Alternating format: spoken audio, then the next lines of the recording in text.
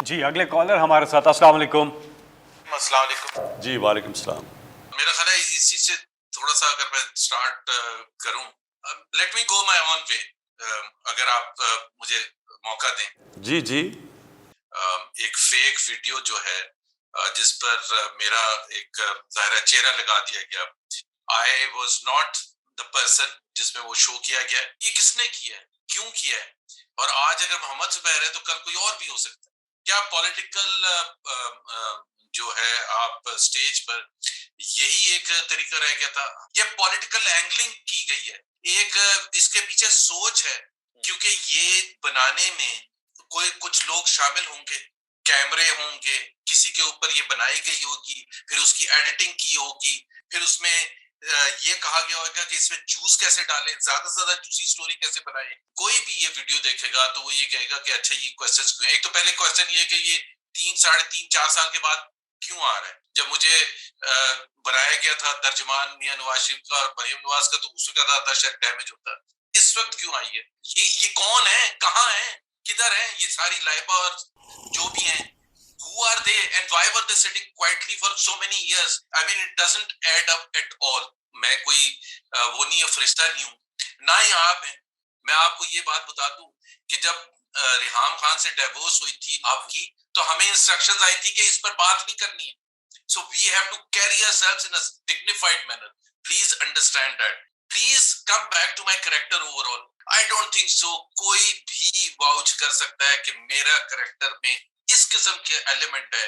And the other thing, let me tell you about my character during the 5 years by professional capacity میں نے تو 5 سال میں کسی کو نوکری نہیں دلوائی ہے. میرے پاس لوگ آتے بھی تھے کام کے لیے, اور آپ کو پتا ہے آفرز بھی کرتے ہیں اور سب کچھ ہوتا ہے. اور سب سے بڑی بات یہ ہے جو میں دوبارہ یہ کہوں گا, یہ کس نے بنائی ہے ویڈیو, کون ہے, سامنے کیوں نہیں آتے ہیں بھائی. اگر وہ سچے ہیں, اب میں تو سچا ہوں, میں آپ کے سامنے ہوں, وہ کون ہے جنہوں نے ویڈیو بنائی ہے. زبیر ایک ایک سوال پوچھا کرو کیونکہ اس کا جواب لمبا ہوتا ہے اور لوگ بہت انتظار کر رہے ہیں.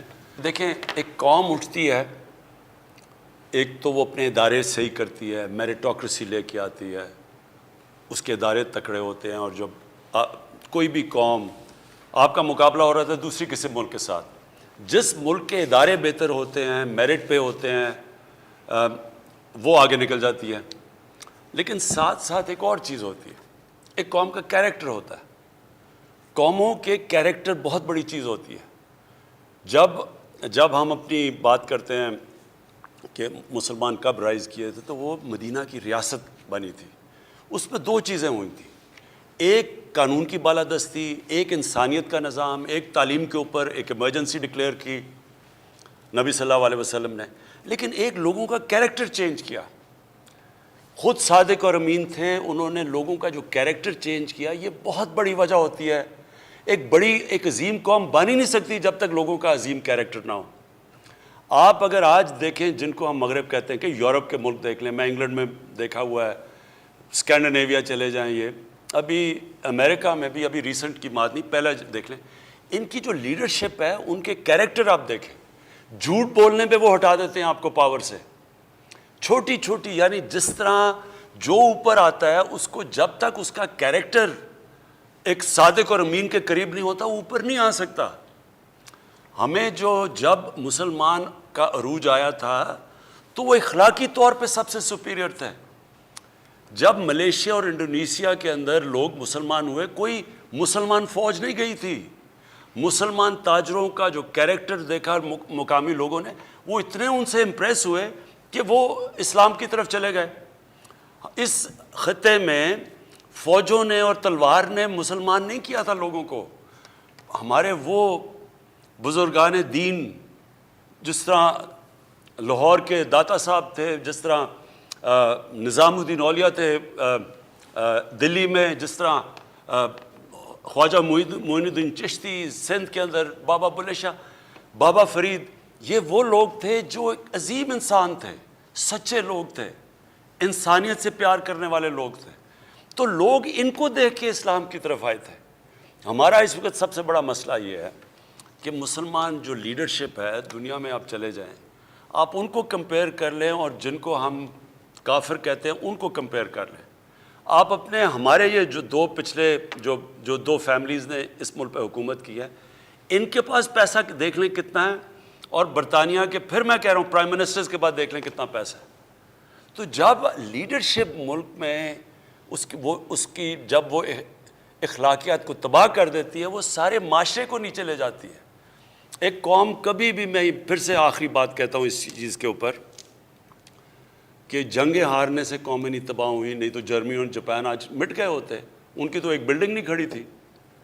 اور کبھی بھی معاشی بحران آتا تو قوم تباہ نہیں ہوتی. لیکن جب آپ قوم کی اخلاقیات ختم کرتے ہیں، جب اچھے برے کی تمیز ختم کر دیتے ہیں، جب کہتے ہیں جی اگر کھاتا تو لگاتا بھی ہے، پرائم منسٹر کو یہ کہتے ہیں، جب وہ وہ زرداری سب پہ بھاری، کوئی فکر نہیں کہ اس کے اوپر فیک اکاؤنٹس کا 100 ارب روپے کے کیسز، اور پتہ نہیں ان کے اوپر باہر مضمون چھپے ہوئے ہیں ان کی کرپشن پہ، دونوں لیڈرز کے اوپر. ہمارے آنے سے پہلے ان کے اوپر فلمیں بنی ہوئی ہیں BBC کے اوپر. تو جب ایک لیڈرشپ پہ اس طرح کے لوگ آتے ہیں، وہ کرتے کیا؟ وہ ساروں کو ہی کہتے ہیں کہ جی آوے کا آوا بگڑا ہوا ہے تو ہم ہیں ہی ایسے، ہم تو ہیں ہی کرپٹ.